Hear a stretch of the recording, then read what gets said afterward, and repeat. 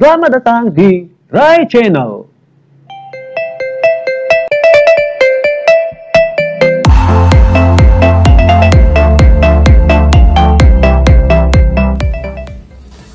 Assalamualaikum warahmatullahi wabarakatuh. Apa kabar anak-anak? Baiklah, sebelum kita mulai pelajaran, ada baiknya kita membaca basmalah. Bismillahirrahmanirrahim. Semoga kalian tetap semangat, sehat, dan mengikuti pelajaran TIK dengan baik. Baiklah, Bapak akan menyampaikan materi tentang. Langsung saja kita ke pembahasan yang pertama. Ya, mengatur paragraf. Ya, paragraf diatur agar terlihat kerapian sesuai yang kita inginkan. Dan jenis paragraf ini biasa didapatkan di menu formatting. Ya, kita ada mengenal 4 jenis perataan. Yang pertama ada link left yang ada di sini. Ya, ini untuk perataan kiri, ditunjukkan oleh ikon seperti ini. Jadi siswa harus menandai kalau perataan kiri di sini kirinya lebih rata dan kanannya terlihat panjang dan pendek. Untuk perataan berikutnya itu rata tengah atau center. Perataan tengah atau center dan ditunjukkan oleh ikon seperti ini. Kemudian ada link right. Link right itu rata kanan dan juga siswa harus melihat bagaimana bentuk ikon dari rata kanan. Dan terakhir ada perataan kiri dan kanan atau perataan yang memang kiri dan kanannya rapi. Ya, cara mengatur paragraf. Yang pertama, blok kata atau paragraf yang akan diatur perataan. Untuk minggu lalu kita belajar bagaimana memblok atau menseleksi paragraf. Jadi sekarang hal tersebut kita aplikasikan untuk bagaimana cara mengatur paragraf. Kemudian klik ikon perataan, bagaimana mengatur rata tengah pada teks. Harus mengambil ikon rata tengah. Kemudian 3, dengan cara yang sama lakukan perataan teks pada paragraf. Ya, siswa di sini bisa melihat contoh ya, seperti pengarang dunia. Ini menggunakan perataan tengah agar tulisannya berada ke tengah. Sedangkan untuk paragraf pertama menggunakan perataan rata kiri kanan sehingga tulisan terlihat rapi baik kiri dan kanannya. Kemudian untuk paragraf kedua di sini menggunakan rata kanan sehingga kanannya yang terlihat rapi sedangkan kirinya terlihat tidak rapi. Dan yang terakhir ada perataan kiri. Ya, kebalikan dari perataan kanan. Di sini rata kiri lebih terlihat rata daripada kanan. Langsung saja kita praktekkan bagaimana cara membuat atau mengatur paragraf. Baik, untuk menggunakan perataan kalimat pada Microsoft Word, siswa di sini untuk pertemuan sebelumnya telah mempelajari bagaimana cara memblok tulisan. Siswa dapat klik di awal atau boleh juga di akhir, kemudian klik mouse sambil ditahan, ya, seperti ini, sehingga tulisan yang ingin kita pilih ini ikut terblok atau terselection. Boleh dilakukan berulang kali sampai lancar. Berikutnya, setelah selesai diblok, siswa dapat melihat di bagian toolbar, ya, khusus di tab paragraf. Di sini ada beberapa pilihan untuk perataan kalimat. Yang pertama kita kenal sama link left atau rata kiri. Di sini bisa juga menggunakan shortcut key atau kunci keyboard yaitu Ctrl L. Berikutnya yaitu rata tengah atau Ctrl E. Ya, di sini untuk membuat paragraf atau untuk membuat tulisan berada di tengah atau perataan tengah. Kemudian di sini ada link right atau rata kanan supaya paragraf berada di posisi kanan atau rata kanan. Dan yang terakhir di sini ada justify atau rata kiri kanan supaya tulisan terkesan rata kiri kanan. Oke, langsung saja kita praktekkan.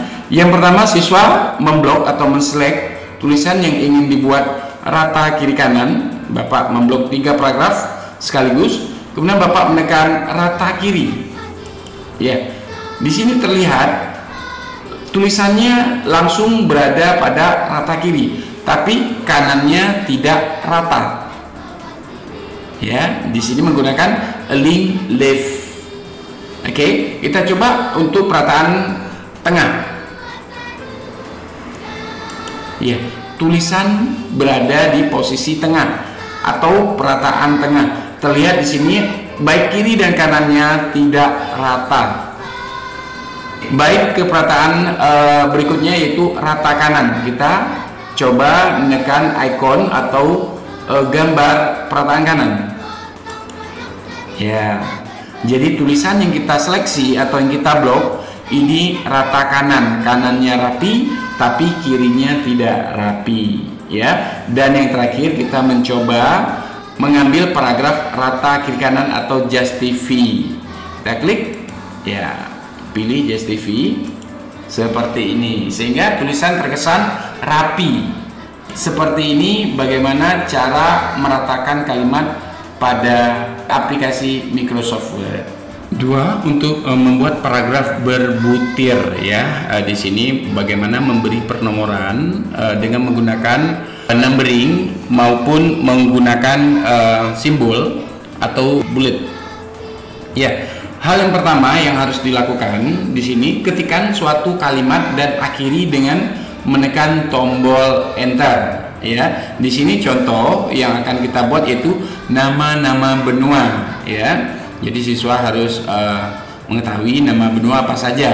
Kalau memang agak sulit bisa diganti dengan nama-nama buah atau mungkin nama-nama daerah atau nama suku atau yang lainnya. Berikutnya, klik icon numbering, ya. Di sini terlihat icon 1 2 3 nanti akan terlihat di saat kita mempraktekannya. Untuk membuat pernomoran pada teks sehingga muncul nomor 1. Jadi kita akan menggunakan dua cara, yaitu secara simbol atau secara icon dan satu lagi secara pengetikan. Kemudian ketikan teksnya, misalnya Amerika di sini, ya, Amerika, lalu akhiri dengan menekan tombol enter, maka secara otomatis akan muncul nomor berikutnya.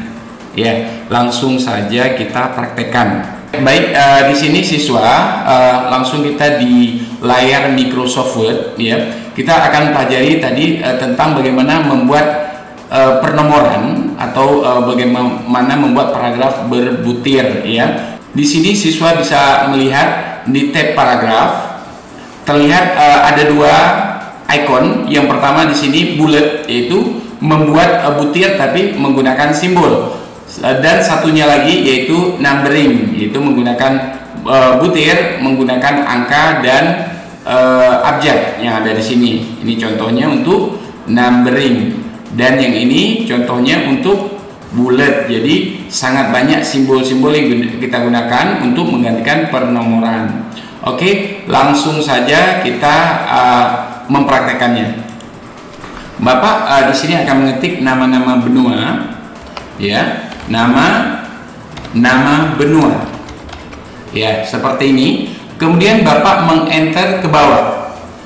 Setelah Bapak enter, cara yang pertama yaitu cara dengan menggunakan icon. Itu setelah Bapak mengenter, Bapak mengklik icon numbering. Bapak klik, kemudian Bapak tinggal memilih numbering seperti apa yang akan Bapak gunakan. Jadi sebagai contoh Bapak akan menggunakan numbering pernomoran angka 1, 2, dan 3. Contohnya seperti ini. Kita klik. Setelah itu Bapak tinggal mengetik nama benua Amerika misalnya, ya. Kemudian langsung di enter agar, ya, pernomoran berikutnya atau pernomoran otomatis terlihat. Berikutnya mungkin ada Asia, ya, benua Asia. Kemudian ada benua Afrika. Ya, kemudian ada benua Eropa seperti ini. Ini contoh untuk bagaimana membuat pernomoran menggunakan numbering. Baik, itu cara yang pertama yang Bapak gunakan, yaitu secara mengambil icon yang berada di tab paragraf.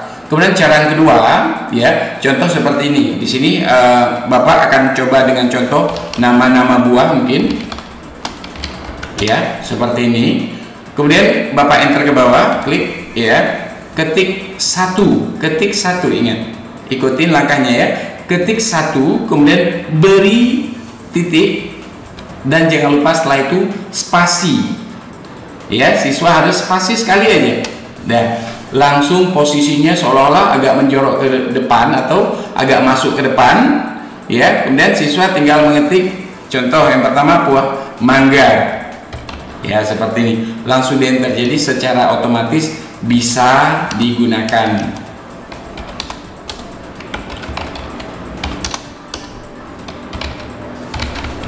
Dan lain-lain ya. Jadi caranya yaitu ketik satu, kemudian tekan tombol titik, setelah itu spasi, baru diketik kata-kata yang kita inginkan ya. Jadi itu cara yang kedua bagaimana membuat pernomoran secara numbering. Oke, baik, berikutnya sekarang bagaimana membuat pernomoran dengan menggunakan icon bullet ya. Jadi caranya sebenarnya sama, cuma icon yang kita klik atau yang kita pilih yaitu icon yang berada di samping dari numbering tadi ya. Jadi langsung saja kita mempraktekannya.